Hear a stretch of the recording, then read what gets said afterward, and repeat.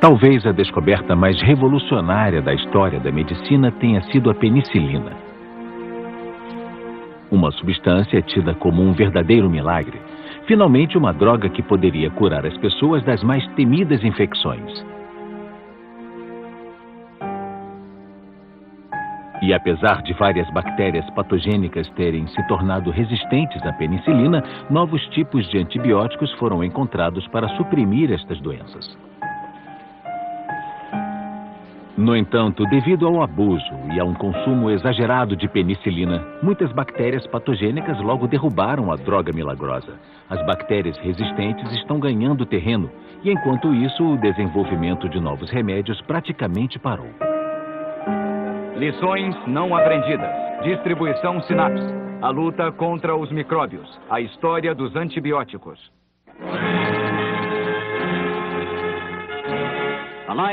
Os aliados feridos na Normandia recebem o mais especializado tratamento médico fornecido pela ciência. 2 tratamentos modernos, penicilina e transfusão de sangue, venceram a morte em milhares de casos. A gangrena, da qual milhões pereceram em guerras passadas, foi derrotada pelo milagre da penicilina. Milhares de homens, graças à penicilina, voltarão para suas gratas famílias. Um mundo de paz vindoura colherá os benefícios da grande descoberta médica em tempo de guerra. A ciência derrotou a morte mais uma vez. Em quase toda a história humana, os germes contagiosos têm causado morte e destruição. Por séculos, doenças fatais como a praga, a tuberculose e a gangrena acometeram pessoas em todo o mundo, no interior, nas cidades e no campo de batalha.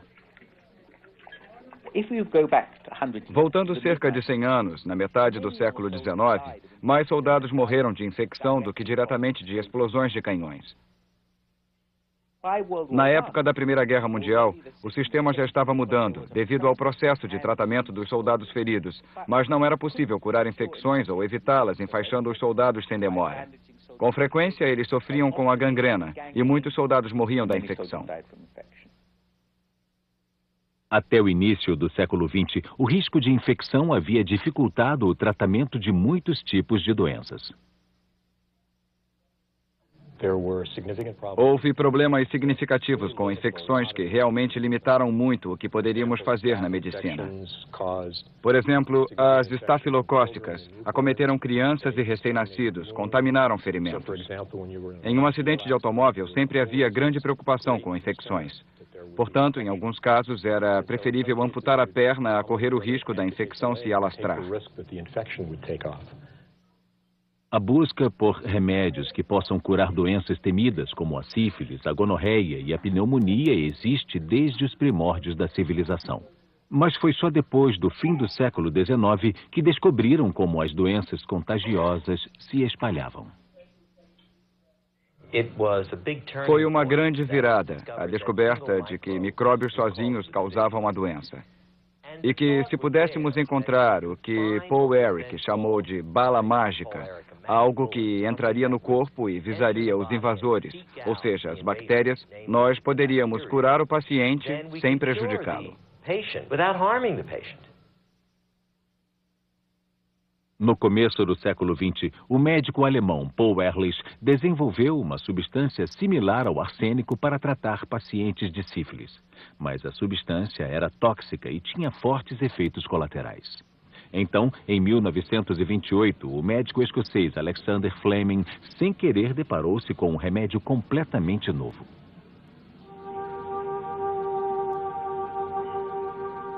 Um dia, trabalhando com culturas de bactérias, Fleming descobriu um ponto de mofo. Não era comum achar pratos Petri poluídos por fungos, mas o estranho era que as bactérias ao redor do mofo haviam desaparecido. Fleming descobriu que este fungo, conhecido como penicilina, podia evitar o crescimento de bactérias perigosas como o estafilococo e o antraz. Experiências com coelhos demonstraram que a penicilina era aparentemente inofensiva, mas Fleming não conseguiu provar que a substância poderia curar pessoas.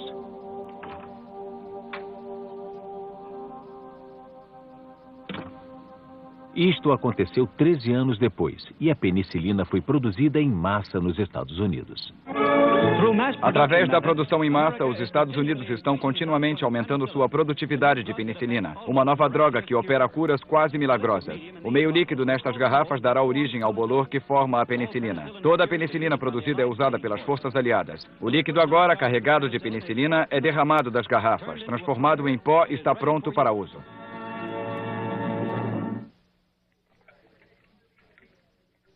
A fabricação da penicilina foi muito importante durante a Segunda Guerra Mundial.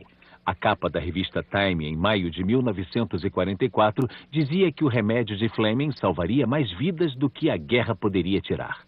A penicilina foi amplamente usada para salvar a vida dos soldados com septicemia, mas também para curar diferentes tipos de doença entre os soldados. Toda vez que deflagra uma guerra, o índice de doenças venéreas salta. Já é ruim o bastante em tempos de paz. Nenhuma organização de sabotadores seria capaz de causar metade do prejuízo para o nosso exército. Uma das doenças características dos soldados é a DST, doença sexualmente transmissível. Imagine a Europa em 1945. Mulheres famintas, milhões de soldados, jovens separados de suas namoradas, de suas esposas. Foi o início de uma terrível epidemia de sífilis. Em média, são 30 casos de doença venérea por ano em cada 1.000 homens de farda. Isso significa 300.000 homens fora de ação a cada ano em um exército de 10 milhões. Pense nisso, 300.000 baixas em nenhuma batalha. Pode-se dizer, e acredito na validade disso, que se não fosse a penicilina, a sífilis teria sido para a Europa o que a AIDS depois se tornou para a África.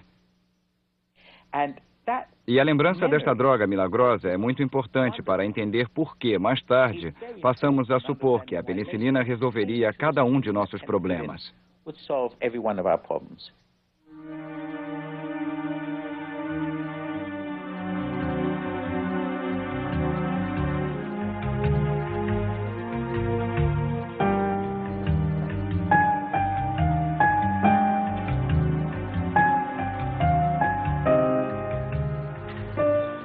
No pós-guerra, desenvolveram uma gama de novos antibióticos que podiam curar várias doenças principais. A streptomicina, por exemplo, cura a tuberculose e a tetraciclina é usada para tratar a pneumonia. Em menos de 30 anos, o índice de mortalidade de jovens pacientes de pneumonia caiu 10 vezes mais.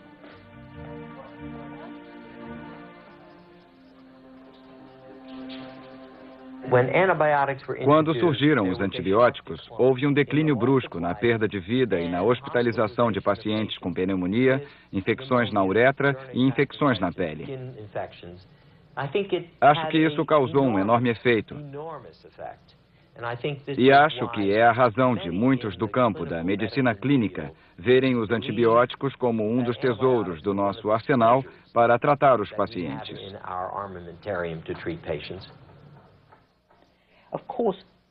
É claro, não é usado só nos gravemente doentes, mas em pacientes daquelas doenças inflamatórias que temos todo dia.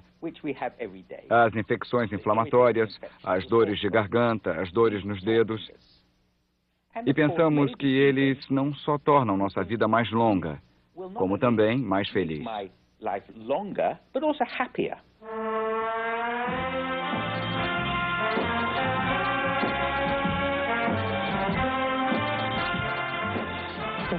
Creme de barbear Noxema.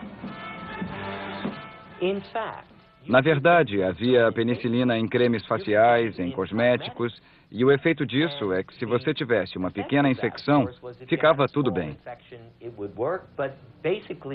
Mas, basicamente, a ideia concebida era de uma droga milagrosa de vários elementos. No fim dos anos 40, a descoberta de uma nova propriedade de antibióticos teve grande influência na criação de porcos, galinhas e outros animais de criação.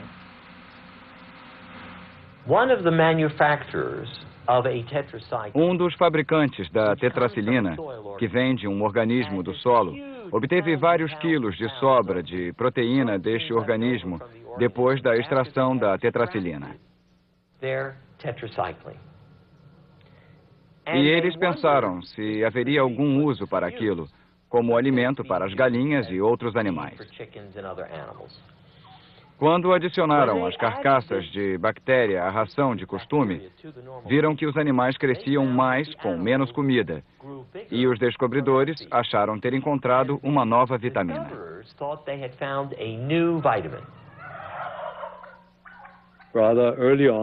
Logo no início, eles perceberam que o fato de ainda restar antibióticos neste produto era o que fazia o animal crescer mais rápido. E verificaram que se eles adicionassem quantidades baixas e regulares de antibióticos ao alimento, por toda a vida do animal, ele cresceria mais rápido. Portanto, os antibióticos logo se tornaram uma ferramenta de produção, não um medicamento. Não eram mencionados nem vistos como remédios.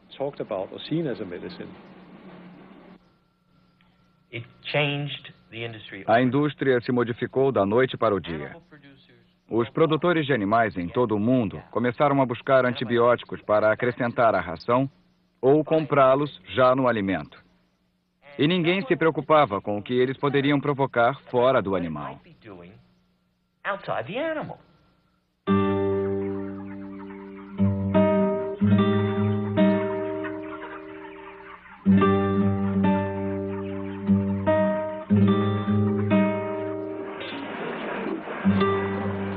Nos anos 50, a venda de antibióticos tornou-se um grande negócio e milhares de toneladas foram usadas no combate a doenças. E em animais de criação foram utilizadas para promover o crescimento. A droga milagrosa, no entanto, começou a apresentar as suas desvantagens. Logo depois do advento dos antibióticos, surgiu uma pequena nuvem no horizonte. Inicialmente, Estafilococo, que era uma das bactérias dos grupos de bactérias realmente preocupantes em termos de ferimentos graves e infecções de ferimentos, começou a apresentar resistência à penicilina. As bactérias patogênicas podiam se tornar resistentes à penicilina.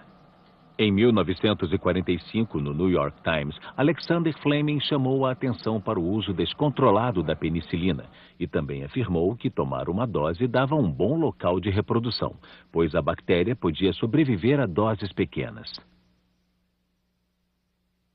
Ninguém deu valor ao aviso de Fleming e só nos anos 60 as pessoas se deram conta de que a droga milagrosa podia falhar. No fim de 1967, deu-se uma pequena erupção de Escherichia coli em uma ala infantil de um hospital no nordeste da Inglaterra, em Middlesbrough. 11 crianças morreram. Quase todas elas muito fracas, haviam nascido prematuras e, até onde sabe a profissão médica, o fato não foi incomum ou assustador. Foi perturbante, pois a Escherichia coli que matou estas crianças era resistente a antibióticos.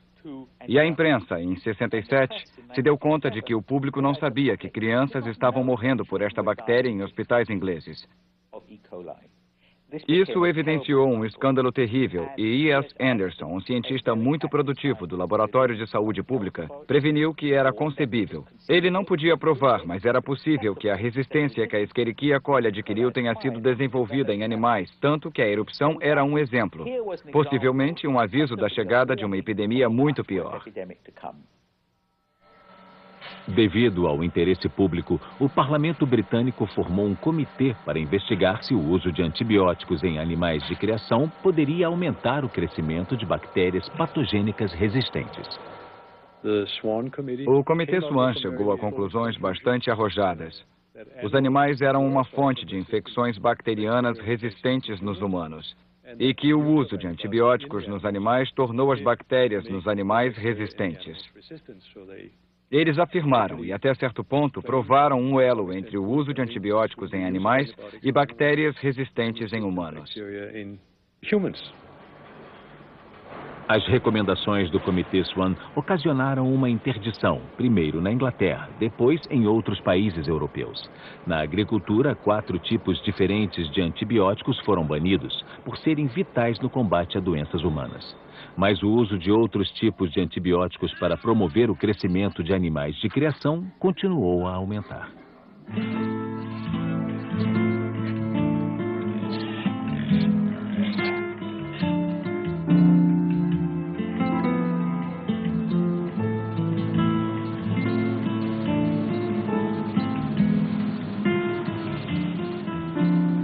No início dos anos 70, mais e mais tipos de bactérias resistentes foram descobertos. O agressivo estafilococo havia muito tempo sobrevivera à penicilina, mas novos tipos de antibióticos haviam conseguido suprimir esta bactéria muito perigosa.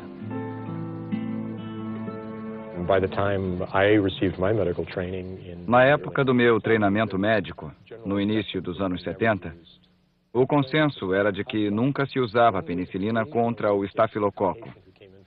De vez em quando, alguém tratava um paciente da comunidade que apresentasse uma infecção estafilocócica sensível à penicilina. Mas isso não era comum, algo que se comentasse.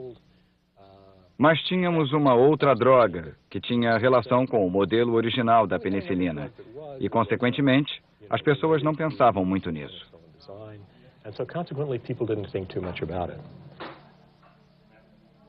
Mas havia razões para se preocupar, pois nos anos 70, doenças que antes haviam sido parcialmente contidas retornaram.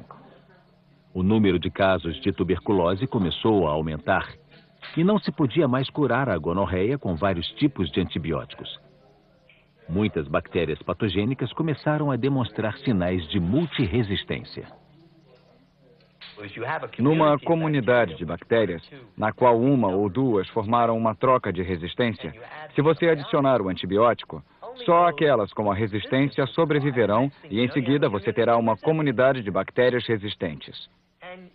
De certa forma, elas trocam de armas. É quase como que trocar figurinhas. Você me dá as suas e eu te dou as minhas. Mas, em geral, elas não perdem o que dão. Apenas fazem outra cópia e a passam para uma bactéria seguinte. Não há propósito nenhum nisso. São eventos acontecendo. Mas são milhões de bactérias no espaço de uma cabeça de alfinete muito próximas. Elas podem trocar várias coisas. Depois se separam, crescem de novo. E caso se confrontem com o antibiótico, vão sobreviver, vão resistir a ele. Ou vão morrer, caso contrário. Uma das mais temidas bactérias, o estafilococo dourado, também se tornou multiresistente. Por vários anos, o estafilococo áureo foi resistente à penicilina, mas a bactéria não podia ser contida pela sucessora da penicilina, a meticilina. O MRSA, ou a superbactéria, como também é chamada, é temido em todo o hospital, pois pode espalhar infecção durante operações e assim interromper o tratamento dos pacientes.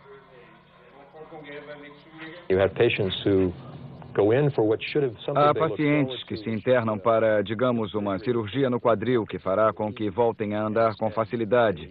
E, em vez disso, eles fazem um quadro meses depois, após meses de antibióticos, hospitalização, tratamento, de disfunção na articulação e de total deficiência. Estas infecções são destruidoras e os problemas, cada vez maiores para tratá-las, podem, para alguns pacientes, ser devastadores.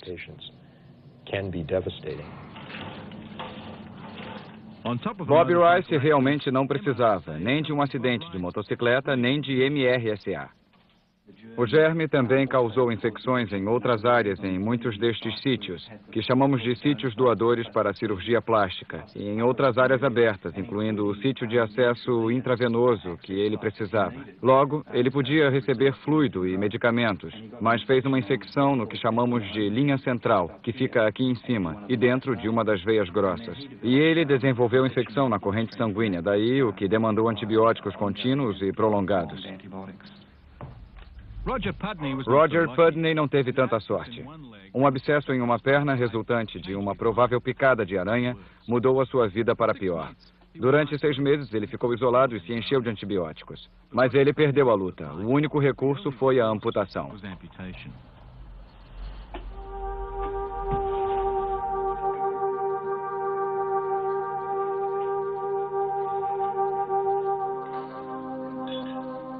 A bactéria MRSA se espalhou rapidamente pelo mundo, o que alarmou as autoridades de saúde, uma vez que o número de novos tipos de antibióticos que poderiam substituir os anteriores estava diminuindo.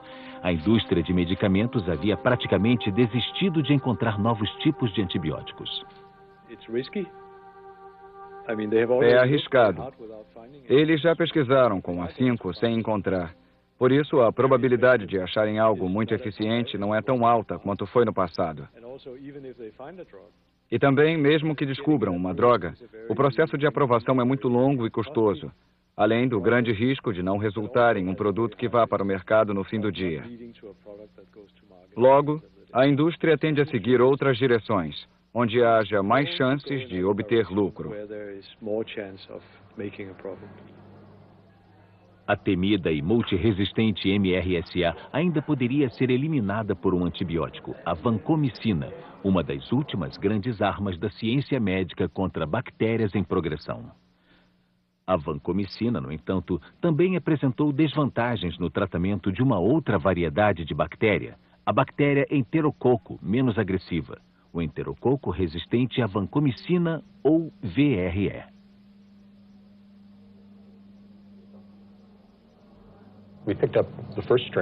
Nós descobrimos a primeira variedade de VRE em 1989 e pensamos, de novo, quando estas coisas aparecem são anomalias. O diretor do laboratório me ligou e disse, adivinha o que encontramos? Foi empolgante, divertido, uma novidade, e não demos muita atenção a isso. Mas, de repente, 1 ou 2 anos depois, começamos a ver mais delas, cada vez mais, e deixou de ser novidade para se tornar um problema médico bastante grave. Até então, a vancomicina começava a ser usada para tratar o estafilococo áureo, que era resistente a quase todos os outros antibióticos. Era um antibiótico salva-vidas. Eis que surge uma outra bactéria com resistência à vancomicina, o que não era nada bom. Lembro que alguns hospitais tinham esse problema, mas muitos não. Só que, em meados dos anos 90, a maioria dos hospitais tinha VRE. Houve mortes neste hospital em decorrência do enterococo resistente à vancomicina. Se esses pacientes tivessem sido infectados por um enterococo suscetível, poderíamos tê-los salvado. Eles tinham passado por coisas horríveis, ou seja, esses pacientes haviam enfrentado quimioterapia ou transplante de medula óssea, ou algo do gênero. Só que, mais uma vez, havíamos realizado o transplante de medula óssea, achando que sempre conseguíamos tratar qualquer infecção que adviesse.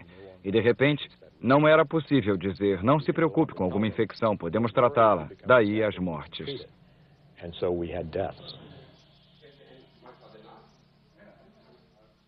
Em poucos anos, a bactéria VRE foi altamente difundida.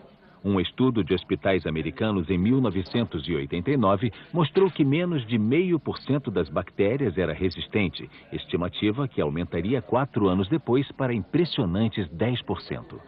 A propagação do VRE causou muita apreensão, ainda mais quando estudos da Dinamarca revelaram que a bactéria VRE se desenvolveu durante a produção de porcos e frangos, com um antibiótico usado para promover o crescimento, associado à vancomicina. Sendo assim, as bactérias resistentes em animais estavam arruinando o efeito de uma droga vital para humanos. O uso de avoparcin selecionou enterococos resistentes à vancomicina na produção de porcos e aves. E nós provamos que genes resistentes que codificam resistência nas bactérias eram iguais ao daqueles animais que podiam ser encontrados na comida e em humanos. Também demonstramos que enterococos resistentes podiam passar de animais para alimentos e também para humanos. Os estudos dinamarqueses resultaram em uma proibição por parte da União Europeia. Primeiro, o avoparcin foi banido em 1996 e nos 10 anos seguintes, todos os promotores de crescimento foram similarmente banidos nos Estados Unidos. Mesmo assim, o desenvolvimento de bactérias resistentes não parou, o que representou especialmente um problema em hospitais. Autoridades de saúde americanas estimaram que 1 em cada 20 pacientes foi contagiado por bactérias patogênicas enquanto estava no hospital.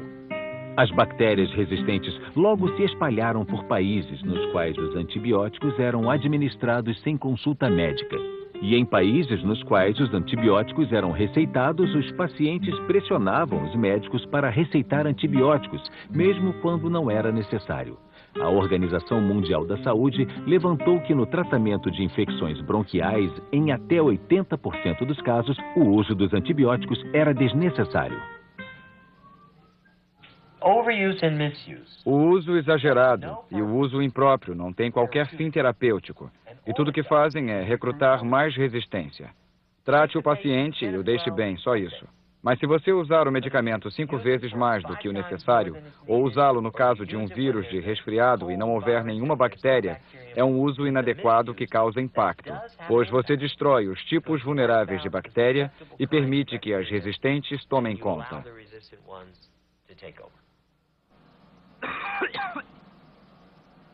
As bactérias patogênicas resistentes foram recentemente classificadas como um dos 3 maiores problemas de saúde do mundo. Segundo a OMS, o oleoduto de novos medicamentos está secando. Hoje, antigas doenças estão ressurgindo com retaliação, com a tuberculose sendo uma das maiores matadoras do mundo, com mais de 2 milhões de pessoas perecendo a cada ano e muitas mais morrendo de uma nova e multiresistente bactéria de tuberculose.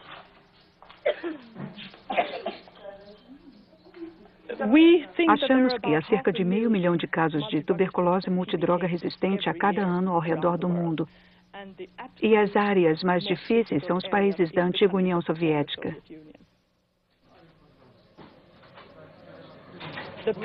O problema é a TBMDR nas prisões. E um dos motivos é que as prisões são malnutridas, vulneráveis, podem ter o HIV, logo podem ser vulneráveis para a tuberculose. Prisões são superlotadas, os presos ficam em áreas tão pequenas que têm de dormir em turnos. Se alguém tiver TBMDR, a doença é transmitida rapidamente para os outros.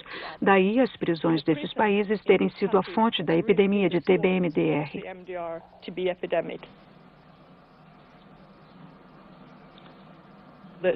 A situação é realmente assustadora na antiga União Soviética e também em locais na China, onde os índices são altíssimos.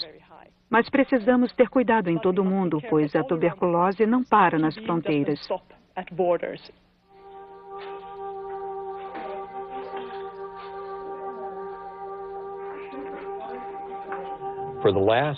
Nos últimos 50 anos, a era dos antibióticos foi uma maravilha.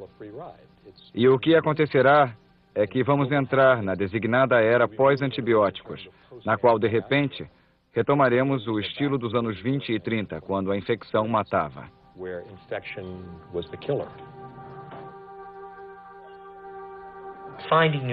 Encontrar novos antibióticos não é fácil. As empresas que poderiam fazer isso não estão fazendo.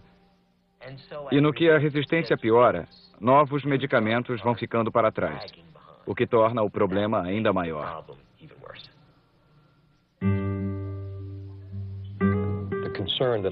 O que me preocupa é que, enquanto hoje posso dizer que estamos pendurados pelas unhas, daqui a 5 anos talvez eu diga que não estamos mais pendurados. De uma hora para outra, micro-organismos podem não ser tratados com um último antibiótico que nos reste.